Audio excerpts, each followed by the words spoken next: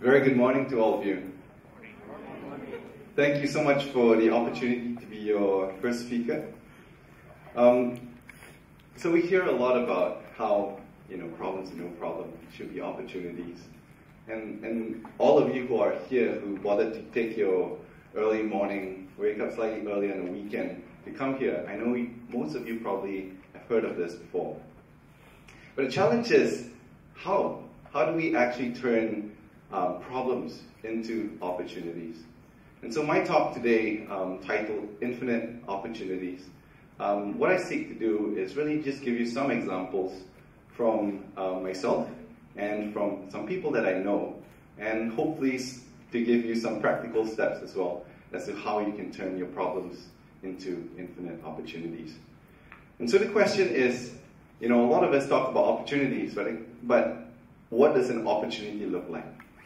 Does it look like this? Nicely packaged. And this is probably what a lot of us has been conditioned to see. Okay, this is an obvious one. And so a lot of us are just waiting for things to be packaged really nicely for us, like this picture behind us. But to me, I believe this is what an opportunity actually looks like. So when you see that picture, what goes through your head?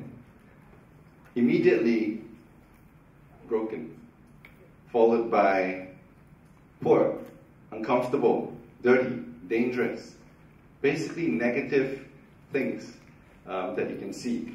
And very often when you face problems, they are frustrating, they are very irritating, they're almost like a mosquito flying near your ear. So it takes up most of your attention, and it can be very, very glaring. But when you face a problem, what you want to do is not get distracted by it, but try to look and focus on what's beyond it. When I saw that particular house, what came to me was that, hey, how come no one's doing anything about that? How did that start in the first place? And so we try to see, look, there's maybe an untapped market, or there's a huge opportunity for growth. There is a chance to leave a legacy. There's also potential for innovation, and potentially we could make new discoveries as well. And so when we look at the problem, we saw a broken house. But at the same time, we look beyond that, and beyond the home, we saw a man. And we asked ourselves, how in the world did he end up in such a house? At that point in time, we immediately said, let's go raise some funds, let's build him a house. And then someone said, wait a minute, if we were to just build a house, what's going to stop him from ending up in that situation years from now if we don't actually solve what the deeper problem is? And so we wanted to find out what exactly that was, and we realized that we weren't getting anywhere. Firstly, because we didn't understand the culture. We didn't know that lifestyle. It wasn't something we were familiar with. Because of that, we weren't asking the right questions. At the same time, we went to him and said, hey, sir, why don't you tell us, why are you in this situation? Why are you so poor?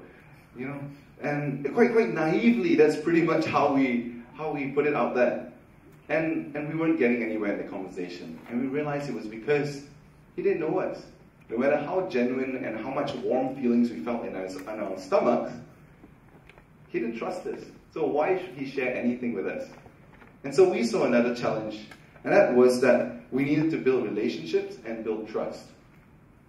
And that became primary objective, building relationships. But at the same time, we saw the problem, and we said, how do we do both of that at the same time?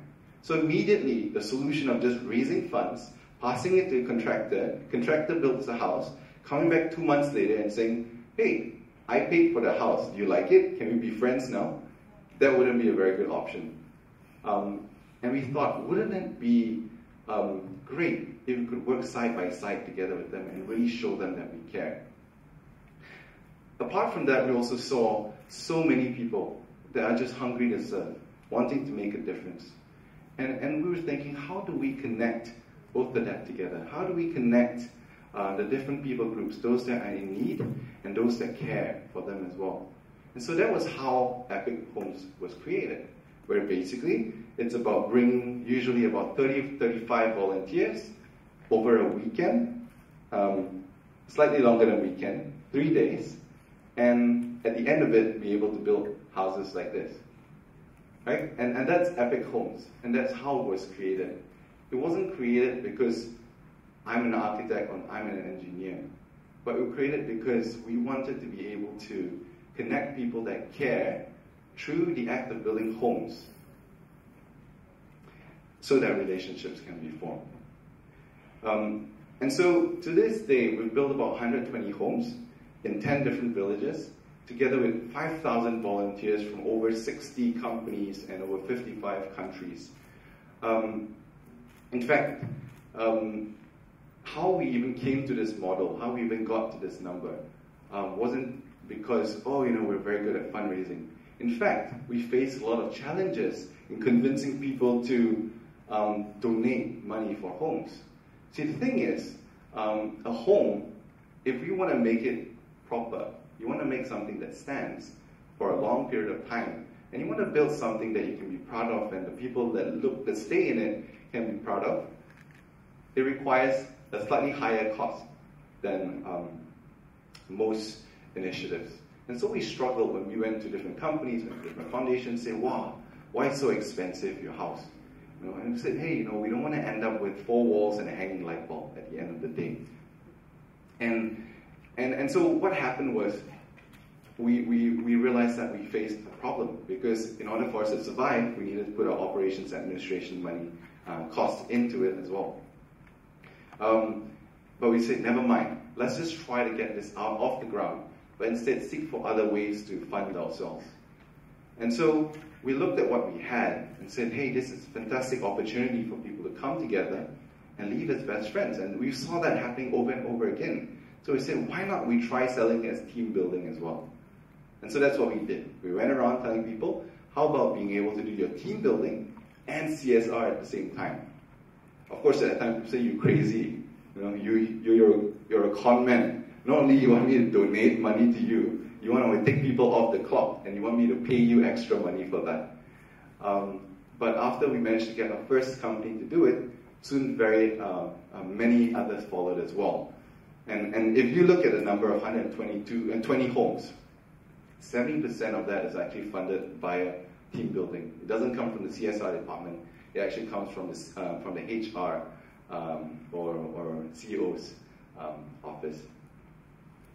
And so where are we today? We're looking at this big number. There's 12,000 Orang Asli families. This makes up about 82% of all Orang Asli people.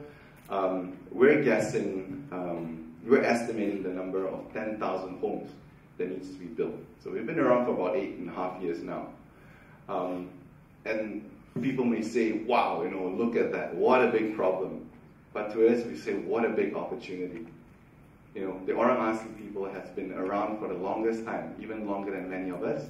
But how many of us actually know that they exist here? And I believe that at the cusp of change in this amazing country that we live in, if we really want to move forward, we need to be able to include everybody. And so the way we look at this is that it's a fantastic nation-building opportunity. Imagine not only will we see for the first time in history such a great nation-building activity happening, 10,000 homes built by citizens of the country for their own fellow men. But these are hundreds of thousands of builders who will then go on to impact their communities as well. And so that's one example of how, you know, it didn't just start with a great idea, but it came by embracing and kind of bundling the different problems that we faced. Another example that I felt I needed to share with you guys comes from my brothers. So they're in waste management, not very glamorous business. Basically, they clean sludge, shit, grease, everything that you don't want to know about. It's dirty, there's cockroaches, sometimes snakes, sometimes a lot of rats. But somehow they were drawn to that business. And so one of the issues that they faced that is very prevalent locally and also globally is food waste. And the thing about waste is that, say for example, a hotel can produce up to 500 kgs of food waste every day. But the thing is, waste is not really a priority for many. See, the thing is, it's usually in the background, so it's out of sight, out of mind. And at the same time, you don't really get much value or profit from waste. And because of that, not a lot of money is invested in waste. And so they wanted to find a way to ensure that the food waste can be turned into something valuable rather than ending up in the dump. So that was problem number one. So then they moved down the value chain and said, okay, what happens then after food is processed? So it's turned to compost, but compost itself doesn't hold a lot of value. And so they said, let's turn it into fertilizer. But who's going to pay for this particular process? Because the companies weren't going to pay for that. It takes a little bit of cost to it. So who's going to buy the fertilizer? Maybe the people buying will then help pay for this cost. So they went to the farmers and say, hey, would you buy fully organic fertilizer? It might cost a little bit more, but it will make you produce a lot better, and it's a lot safer and healthier as well. Unfortunately, many farmers, perhaps not because of their own doing, but just because of how the market is shaped as well, they are forced to be stuck in their old ways. There's a lot of pesticides that are being used and a lot of chemical fertilizers. And they've already got all their suppliers lined up. So it was very hard to convince them. So they weren't going to buy their fertilizer. So what then? Another problem. So then they said, let's try start our own farm. And so they went looking around and say, how do I farm? So my brothers are not farmers, they didn't study farming. And so I had to talk to different people. And somehow managed to work out a high-tech farming method where it uses 200% less farming ingredients. It saves 20% from your operations. It's 50% cheaper. It saves 90% of the water compared to conventional farming. And it produces 90% yield compared to regular farming, where normally, should there be no disaster, if there's a disaster, everything gets wiped out. But if everything works out, you probably get about 60, 70% only. But in this case, we looked at 90%. And so they got into farming. But the thing is, what's amazing about this whole thing was that their problem, where food waste from food outlets had nowhere to go, they then went down the value chain to then determine that, okay, it could be composted by a fertilizer, and then the fertilizer could be used at a vegetable farm, and the vegetable farm would then produce vegetables, and realize that these vegetables can actually be sold back to their clients in the first place. So the entire network that they've been looking at building all these years of doing this waste management business, which was an okay business, suddenly there's a new, bigger business to be provided. And nobody saw any issue with paying lower than market rate, fully chemical, pesticide-free organic vegetables, and know that that profit, some of it, will be then used to produce, to process the food waste in a responsible way. So not only did it make business sense, but it also helped the environment as well. And so that is really another story where, sometimes we face one problem, we're frustrated. Never mind, we go on to the next problem. It's so frustrated. Now there's 2 problems, 3 problems, 4 problems. And you realize that suddenly by combining all of that together, you come up with a big solution as well. And I really like this quote. Each problem has hidden in it an opportunity, so powerful that it literally dwarfs the problem. The greatest success stories were created by people who recognized a problem and turned it into an opportunity. And so next time you see a problem, stay curious. Usually our mothers tell us, hey, stay away from problems, don't give me problems. You see danger, run the other way. But stay curious. All right? There's always something behind it. Learn to care. if you don't care where you're going to find your motivation from, if you don't care what's going to help you focus on things that other people are not focusing on, basically that's your niche, do not be afraid.